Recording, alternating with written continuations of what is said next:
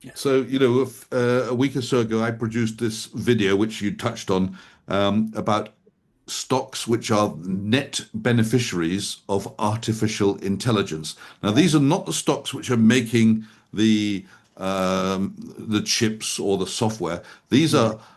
are they were non-US companies. These are large blue chip companies with an average market cap of over 100 million, but good value, which you'd like, Quentin, because they had dividend yields which averaged out at more than 5%. They Right. had a price earnings ratio of 11 and 14 times, going on 11 next year. Um, and they're companies which have got hundreds, in most cases, hundreds of thousands of employees all around the world. Hmm. There was one which I'm quite pleased about, which I mentioned, which was Novo Nordisk, which is Right. a Danish company which makes a particular drug, quite a low, quite reasonably priced, but they're now using artificial intelligence to speed up the research process. But of Hmm. course, they do have earnings and dividends, so it's not like it's a speculative company.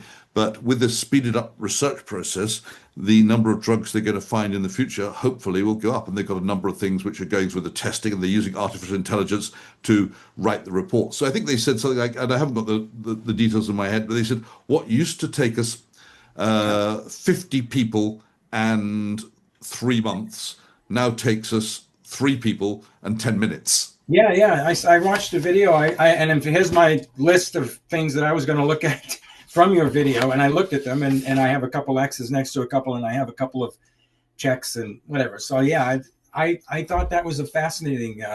I liked the video a lot, and of course, I think artificial intelligence is going to change everything. And so yeah, I think that's an awesome approach, and I like some of those companies are just not. I don't have any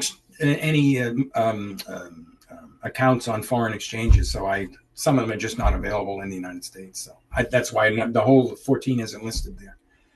But Now, anyways, one of the things I did after that video, I wrote a paper on prompt engineering. yeah. Prompt engineering is the way you give instructions to artificial intelligence. I mean, everyone can say to ChatGPT, reply to this email, or write me a story about da, da, that's prompt engineering at its absolute simplest. It's not really engineering at all. But prompt engineering, there's about 20, 30 things to know to give an accurate and precise prompt. You're setting the environment, you're setting the audience, you're setting the format. There's a whole bunch of things to know.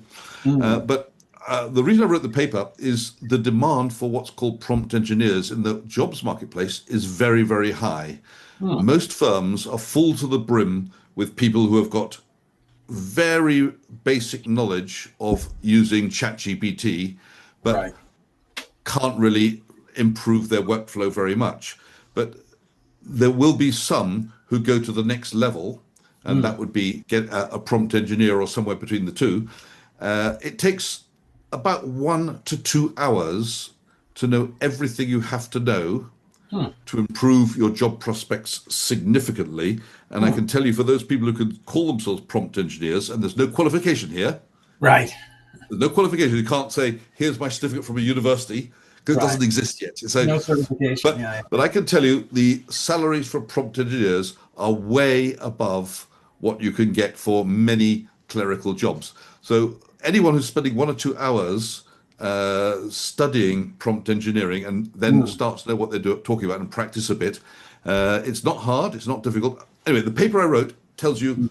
almost everything you need to know to move yourself from being irrelevant in an Mm. office Mm. to the person who's looked up to as the expert on artificial intelligence. Yeah. I Uh, wanted to. I didn't see.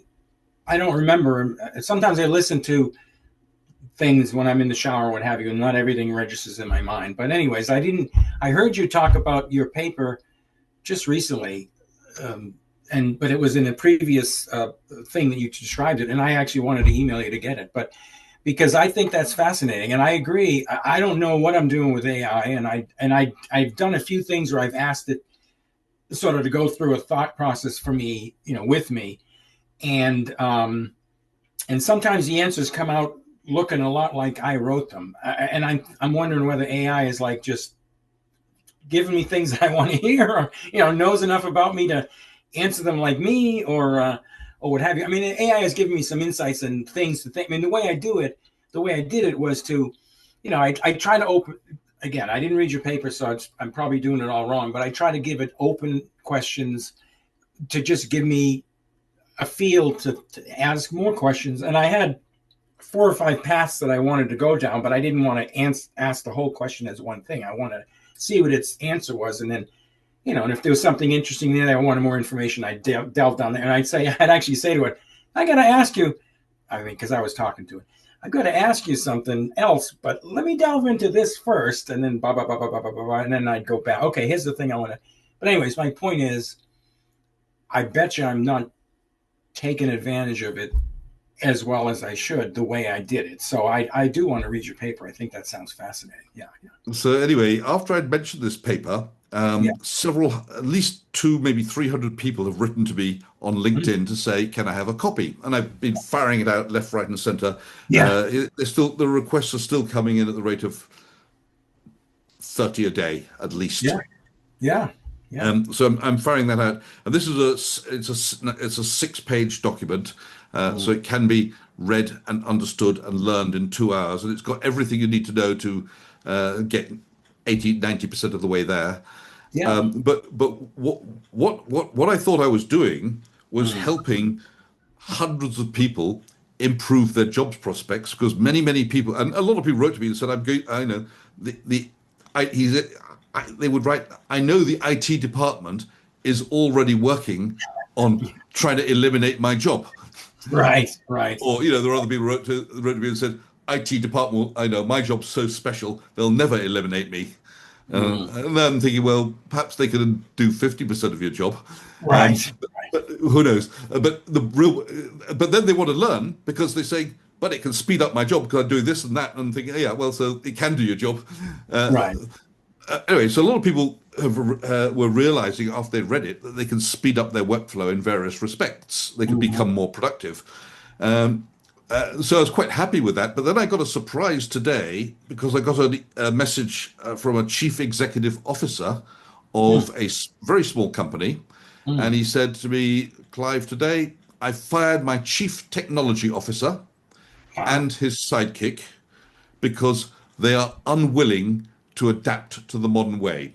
Oh, He yeah. said, after reading your paper, he said, I'm doing it myself, and I can do it faster than them." Yeah. Well, good. I mean, that's great. But I worked for technology companies my whole life. Small technology companies, usually they got big, and so, yeah, there was never this idea of, oh no, that's a new tool, I can do it much better. Let's not use this new simulation package or whatever, blah, blah, blah, blah, blah. So to me, yeah, the idea that you don't want to use this new tool or what have you doesn't, yeah, you're going to get fired. I mean, because the tool, anyway. So, but the other notion is that Scott McNeely, who would never have done this, says, wait a minute, I've got this new simulation tool. I'll just replace everybody with me, to do the job myself.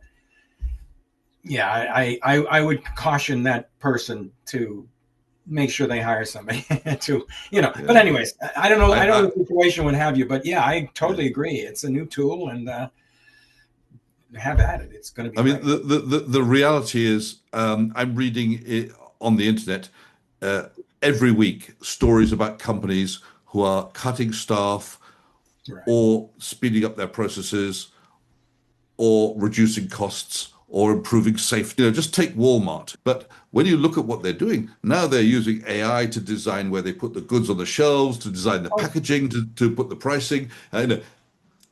Far more. So in the past, they would have had an army of people say, well, what price do we put on this package? Where do we put this package next to that package? How do we do? How wide should the aisles be? And of course, there's all the logistics which go behind that, about how the lorries move around the country, how the logistics of the stuff coming in, and where you park it, and where you put it, and when you put it. Well, that took an armies and armies of people number crunching to try and optimize the results. Now AI can do it in minutes and have far better results than that entire army can have. And this is going on in every industry in the world. No matter what you're doing, there is a whole host of things which, if you design your artificial intelligence in the right way, it can speed up the productivity and, in many cases, get a better result than the humans could have got in months. Oh yeah, no, I don't say Microsoft. Walmart is an incredible. I mean, I don't have any incredible experience with Walmart, but when I worked at Sun again back in 2000 and 1999, whatever, and RFIDs became a thing, you know, they were working and researching how to put an RFID into every single product, because what they wanted to do was just walk through the store or walk into the truck or walk into wherever transport was happening with a reader and just go bing, bing, bing, bing, bing, and see what the inventory was and see how old, just take an inventory of everything that was there or in transport or in the truck or what have you.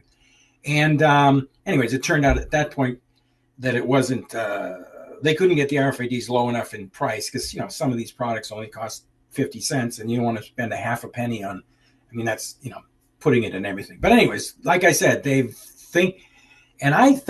don't have any proof of this, but if they're not doing it, they should. And it probably is going to affect, this is just speculation, and it has nothing to do with Walmart, but every store that has video surveillance, and a lot of stores do, I would think that they would use that video surveillance to watch patterns of people shopping, not for theft. That's what everybody thinks it's for theft. I'm sure it's for theft, but just to watch people shopping and see their patterns and, place product in a place that is more efficient for, I don't know what more efficient means. More efficient might mean that they want people to walk around the store more. It might mean that they can get the product faster.